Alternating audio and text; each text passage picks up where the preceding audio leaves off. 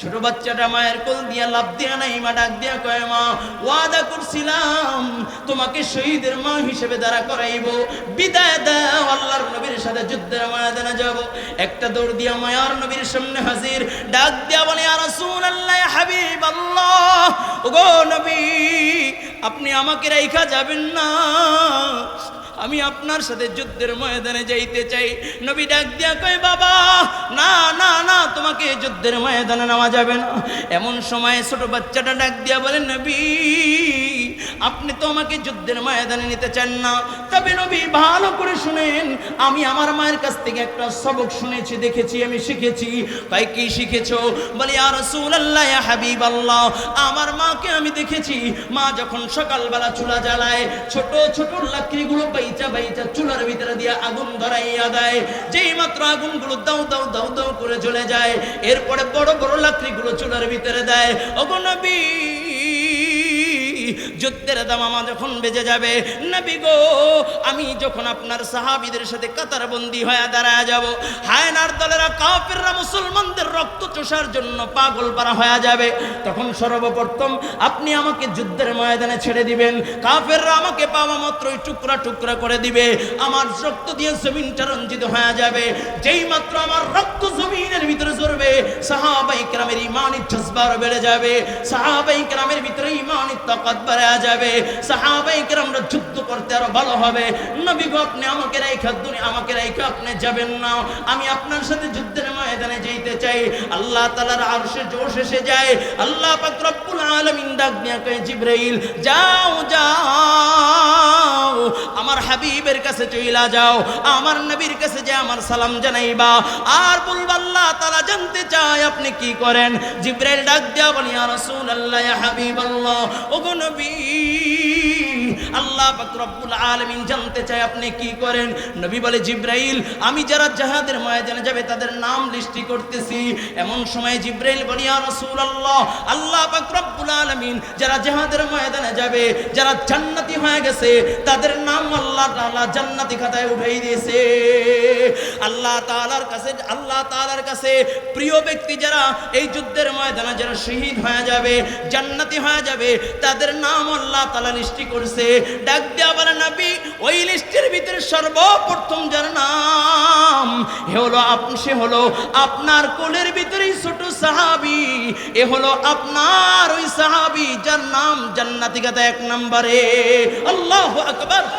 আমার আপনার নবী সরকারে দো আলম নবী রহমাতাল লিল আলামিন নবী মুহাম্মদুর রাসূলুল্লাহ সাল্লাল্লাহু আলাইহি ওয়াসাল্লাম উম্মতকে কেমন ভালোবেসেছেন, আর আমরা উম্মত হয়ে নবীকে কতটুকু ভালোবাসতে পেরেছি। আজকে দেখি আমরা ভালোবাসা জাহির করার জন্য কেউ বছরে একদিন কেক কাটে, কেউ জশ্নে জুলুস বা র্যালি করেই নবীর ভালোবাসা প্রকাশ করতে চায়, কেউ বা আবার দেখি লাল কালি দিয়ে বিশ্ব আশিকে রাসূল লিখেই ভালোবাসা জাহির করতে চায়। আসলে কি এর দ্বারাই ভালোবাসা জাহির আর প্রকাশ হয়? ভালোবাসা যদি প্রকাশ করতে হয় কেমনি প্রকাশ করব? কই সাহাবায়ে কেরাম যেমনি ভাবে ভালোবাসা প্রকাশ করেছেন, সাহাবায়ে কেরাম যেমনি ভাবে ভালোবাসা প্রকাশ করেছেন, আপনি আমি যদি সেইভাবে ভালোবাসা প্রকাশ করতে পারি, তাহলেই বোঝা যাবে আপনি আমি আশিকে রাসূল। ঠিক কিনা যারা বলেন? নবীর মুহাব্বতে সাহাবায়ে কেরাম জীবন দিয়েছেন।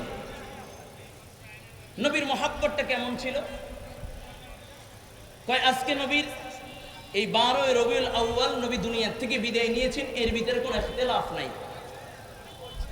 আমরা এই 12 রবিউল আউয়াল কেক কাটি, আনন্দ উল্লাস করি, অথচ আমাদের করণীয় কি ছিল? কয় যখন 12 রবিউল আউয়াল নবী দুনিয়া থেকে বিদায় নিয়েছেন, নবীর একটা পালিত গাধা ছিল, নবীকে বড় মুহাব্বত করতেন। কেমন মুহাব্বত?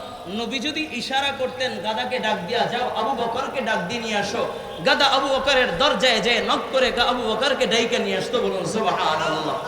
যদি ডাক দিয়া বলতো ওমরকে ডাক দিয়ে নিয়ে আসো, গাদা ওমরকে ডাক দেওয়ার জন্য হাজির হয়ে যাইতেন। ওমরের জামার আস্কিন দুইরা কামড় দিয়া টাইনা টাইনা নবীর কাছে নিয়ে আসতেন। আমার নবী রাহমাতাল লিল আলামিন নবী, দো জাহানের বাদশা নবী মুহাম্মদুর রাসূলুল্লাহ সাল্লাল্লাহু আলাইহি ওয়াসাল্লাম যেদিন দুনিয়া থেকে বিদায় নেয়, গাধাটা যেই মাত্র আমার নবীর ইন্তেকালের সংবাদ শুনেছে, বলে পাগল পারা হইয়া লাফাইতে লাফাইতে কূপের ভিতরে পইরা দুনিয়ার থেকে বিদায় নিয়েছে। শুধু তাই না, যেদিন আমার নবী দুনিয়ার থেকে বিদায় নেয়, নবীর সাহাবী গাছের উপর উঠা খেজুর পাড়তেছিলেন। যেই মাত্র নবীর মৃত্যুর সংবাদ, নবীর ইন্তেকালের সংবাদ কান পর্যন্ত পৌঁছায়, ডাক দিয়া কয়, আল্লাহ, যেই চক্ষু দিয়া আর তোমার হাবিবকে দেখতে পারবো না, যেই চক্ষু দিয়া তোমার নবীকে দেখতে পারবো না, ওই চক্ষু আর চাই না, তুমি আমার ওই চক্ষু দুইটা নিয়ে যাও। কয় সাহাবী দোয়া করছে, আল্লাহ তাআলা দোয়াকে কবুল কইরা নিছে। সুবহানাল্লাহ। এটা ছিল নবীর মুহাব্বত। আর আপনার আমার ভিতরে তো নবীর মুহাব্বত নাই, নবীর প্রেম নাই। এখন ওলামায়ে কেরামের সামনে নামাজ, ওলামায়ে কেরামের সাথে কাতারবন্দি হয়ে নামাজে দাঁড়াইলাম। আবার একটু পরে সাথে রাসূল, নবীর দুশমনরা যখন ডাক দেয়, নবীর দুশমনদের পক্ষে যায় স্লোগান দিয়ে, আছে কি নাই? এ জোরে আওয়াজ করে বলা, আছে কি নাই? এ যুবক ভাই, 5ই আগস্ট গেছে, তার মানে আমরা বিজয় পেয়েছি তা নয়, এখন আরো জটিলতা শুরু হয়েছে, ঠিক কিনা জোরে বলেন? আগে হাসিনা স্বৈরাচারী করেছে, আগে হাসিনার দল মানুষের রক্ত চষেছে, এখন দেখি চতুর্মুখী রক্ত চষা তৈরি হয়ে গিয়েছে, ঠিক কিনা জোরে বলেন? আমরা তাকাইয়া দেখলাম, বলে প্রাথমিক শিক্ষালয় যেখানে আমাদের বাচ্চারা শিক্ষা গ্রহণ করে, বাচ্চাদের কোমলমতি বাচ্চাদেরকে শিক্ষা দিবে, আদর্শবান শিক্ষায় শিক্ষিত করে বাচ্চাদেরকে মানুষের মতো মানুষ গড়বে। আমরা তাকাইয়া দেখলাম ওই শিক্ষালয় যেখানে গানের কোনো চ্যাপ্টার নাই, যেখানে গান বাজনার কোনো চ্যাপ্টার নাই, যেখানে গানের কোনো অধ্যায় নাই, সাংস্কৃতিক কোনো অধ্যায় নাই, সেখানে তারা গানের মাস্টার নিয়োগ দেওয়া শুরু করেছে। অথচ এই জন্মের পর থেকেই পর্যন্ত দেখলাম, বলে প্রাথমিক শিক্ষায় এখানে আরবি শিক্ষা আছে, বলে এখানে আরবি শিক্ষা আছে, এখানে আরবি শিক্ষা আছে, ইসলাম শিক্ষা আছে। অথচ স্কুলের ভিতরে তাকাইয়া দেখি ইসলাম শিক্ষার জন্য কোনো ইসলামী শিক্ষক নাই, ঠিক কিনা জোরে বলেন?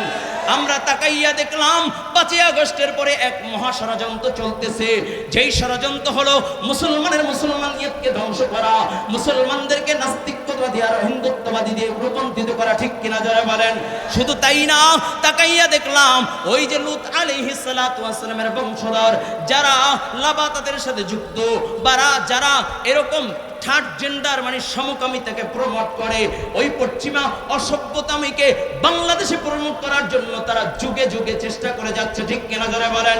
আমরা তাকাইয়া দেখলাম তারা তাদের কাজকর্মগুলোকে সুন্দরভাবে আঞ্জাম দেওয়ার জন্য ইতিপূর্বে তারা অফিস করেছে। স্পষ্ট ভাষায় সিরাতুন নবী সাল্লাল্লাহু আলাইহি ওয়াসাল্লাম সম্মেলন থেকে স্পষ্ট ভাষায় বলতে চাই, ও কলিজার যুবক, তৈরি আছে তো 92 ভাগ মুসলমানের দেশে আমার নবীর আদর্শকে জলাঞ্জলি দিয়া, আমার নবীর আদর্শকে জলাঞ্জলি দিয়া কোন নাস্তিকবাদী আর হিন্দুত্ববাদী আর ওই লাল চামড়াদের আদর্শ বাস্তবায়ন করবে, মুসলমান বুকের ভিতরে তাজা রক্ত থাকা সত্ত্বেও এটা বাস্তবায়ন হতে দেওয়া যাবে না। তৈরি আছে তো ইনশাআল্লাহ? এই জন্য যদি বুকের তাজা রক্ত দেওয়ার প্রয়োজন হয়, এই জন্য যদি ওলামায়ে কেরাম ডাক দেয়, জীবন দেওয়ার প্রয়োজন হয়, আবু সাইদ মুক্তার মতো তাজা প্রাণ দেওয়ার জন্য কে কে তৈরি? আল্লাহু আকবার।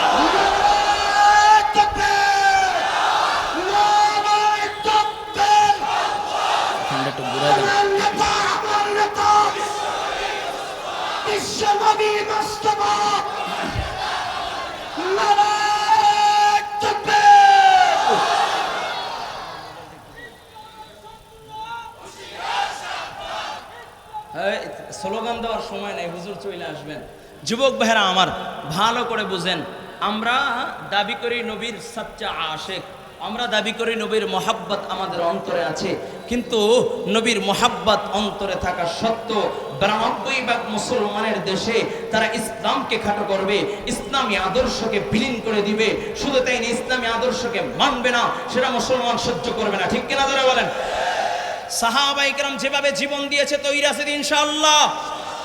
তৈরি আছে তো? বুঝে শুনে হাত উঠাও, তৈরি আছে ইনশাআল্লাহ? আবার যদি কাপড়ের কাপড় পরে রাজপথে নামতে হয়, আবার যদি বুলেটের সামনে দাঁড়াইতে হয়, বুলেটের সামনে দাঁড়াইবার জন্য তৈরি আছে ইনশাআল্লাহ? এই জন্য ওলামায়ে কেরামের ডাকের অপেক্ষায় আছেন তো ইনশাআল্লাহ?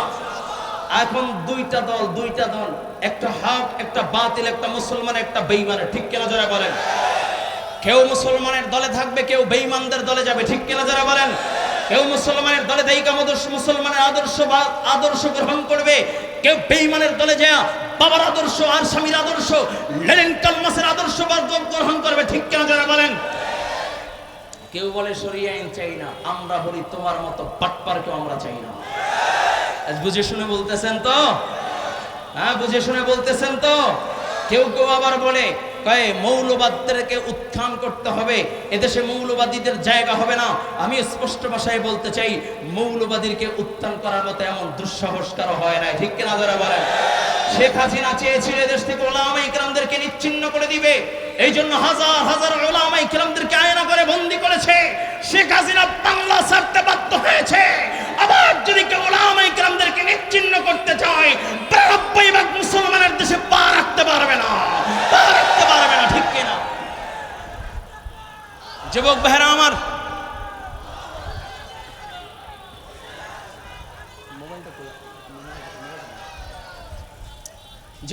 আমার, ভালো করে বুঝেন, এদিকে তাকান। নবীর আদর্শ গ্রহণ করার জন্য তৈরি আছে ইনশাআল্লাহ। সাহাবায়ে কেরাম যেভাবে রাসূলের মহব্বত জাহির করেছে, রাসূলের ভালোবাসা জাহির করেছে, ওইভাবে ইনশাআল্লাহ জীবন দেওয়ার জন্য তৈরি আছে ইনশাআল্লাহ। যুবক ভাইরা আমার, সাহাবায়ে কেরাম নবীকে কেমন ভালোবেসেছেন, সাহাবায়ে কেরাম নবীর জন্য কেমন দেওয়ানা ছিলেন, একটু দিলের কানটা লাগাই দেই। আমার নবী সরকারে দো আলম নবী রহমাতাল লিল আলামিন নবী মুহাম্মদুর রাসূলুল্লাহ সাল্লাল্লাহু আলাইহি ওয়াসাল্লাম বিলালকে ডাক দিয়া কয়, বিলাল জিহাদের আযান দিয়ে দাও। আল্লাহু আকবার, আরো জোরে আল্লাহু আকবার, আরো জোরে আল্লাহু আকবার। এই ফ্যানটা একটু ঘুরায় দেন, আমার ডিস্টার্ব হইতেছে, একটু অন্যদিক ঘুরায় দেন, আরেকটু, বেশ শুকরিয়া। ওইটা একটু দিক ঘুরায় দেন। আল্লাহর নবী ডাক দিয়া কয়, বিলাল, ও বিলাল, জিহাদের আযান দাও, জিহাদের আযান দাও। বিলাল মসজিদে নববীর মিনারায় উঠা বলে, হাইয়া আলাল জিহাদ, হাইয়া আলাল জিহাদ। বিলাল আযান দিয়া দিয়েছে। বিলাল মিনারে দাঁড়াইয়া দাঁড়াইয়া ডাক দিয়া কয়, ও মদিনার মা, কে আছো? সন্তানকে জিহাদের ময়দানে পাঠাইয়া কালকে আমাদের ময়দানে রব্বে কারীমের সামনে শহীদের মা হিসেবে দাঁড়াইবা, জলদি করে হাবিবে কিবরিয়া নবীর কাছে পাঠাইয়া দাও। নবী জিহাদের জন্য বায়াত করতেছেন। বিলাল ডাক দিয়া কয়, ও মদিনার মেয়েরা, ও মদিনার মেয়েরা, কে আছো কালকে আমাদের ময়দানে শহীদের বিবি হিসেবে রব্বে কারীমের সামনে দাঁড়াইবা, জলদি করে তোমার স্বামীকে আল্লাহর নবীর কাছে পাঠাইয়া দাও। বারবার এলান করতেছেন।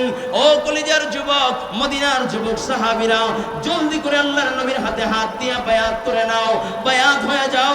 আল্লাহর নবী জিহাদের ময়দানে যাবে, জিহাদের এলান হয়ে গিয়েছে। এই এলান যখন শুনিয়া মানুষ দলে দলে হাবিবে কিবরিয়া নবী সাল্লাল্লাহু আলাইহি ওয়াসাল্লামের হাতে হাত দিয়া, আল্লাহর নবী সাল্লাল্লাহু আলাইহি ওয়াসাল্লামের হাতে হাত দিয়া আল্লাহর নবীর সাহাবীরা দলে দলে লাইনে দাঁড়ায় গেলেন, জিহাদের জন্য প্রস্তুতি গ্রহণ করলেন।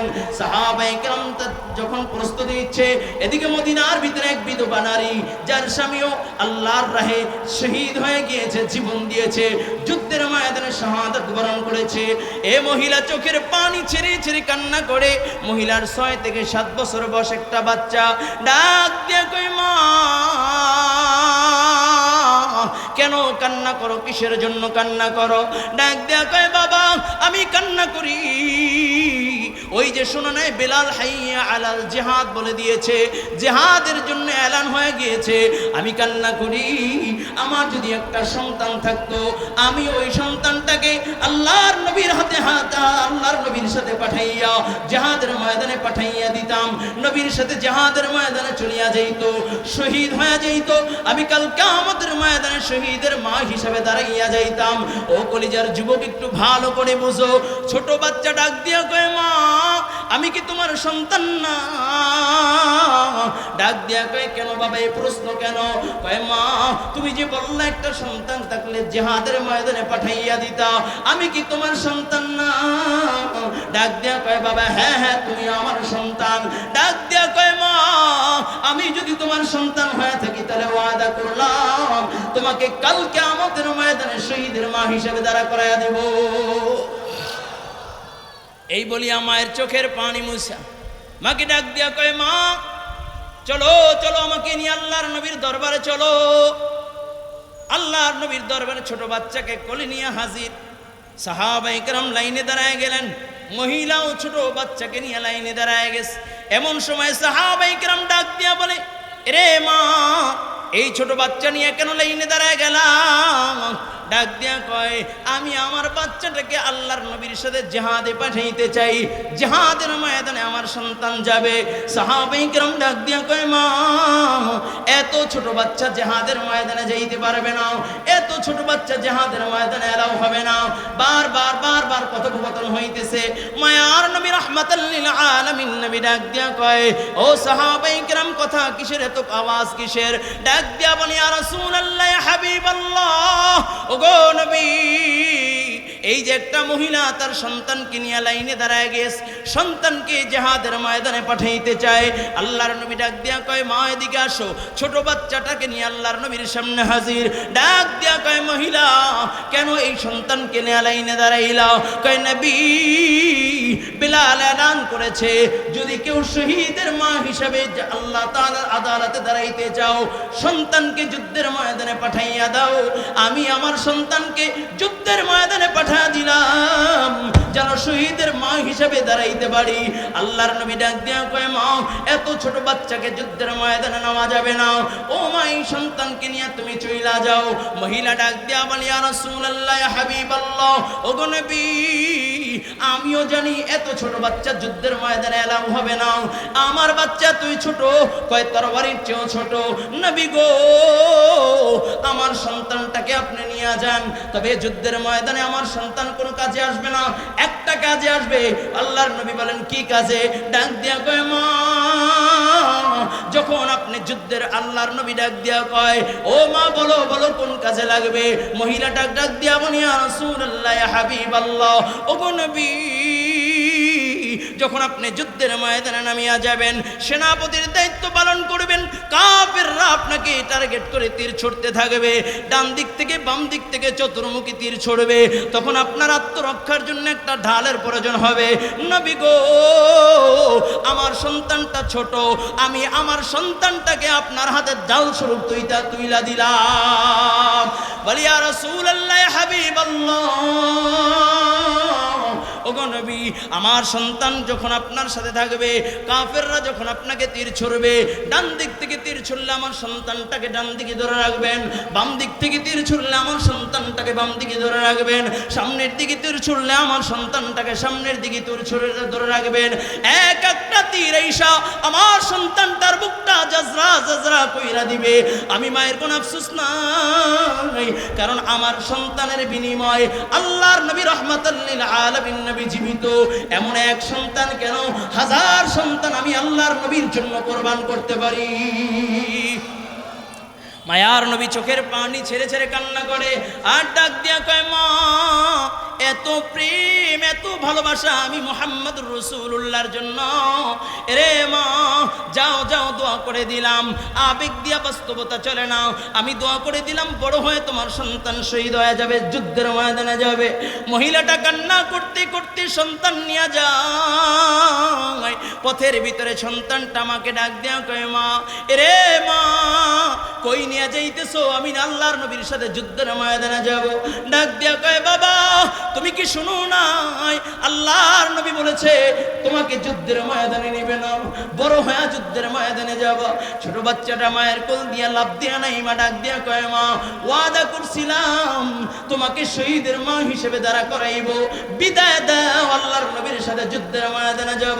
একটা দৌড় দিয়া মায়ার নবীর সামনে হাজির, ডাক দিয়া বলে ইয়া রাসূলুল্লাহ ইয়া হাবিবাল্লাহ ওগো নবী আপনি আমাকে রাইখা যাবেন না, আমি আপনার সাথে যুদ্ধের ময়দানে যাইতে চাই। নবী ডাক দিয়া কয় বাবা না না না, তোমাকে যুদ্ধের ময়দানে নেওয়া যাবে না।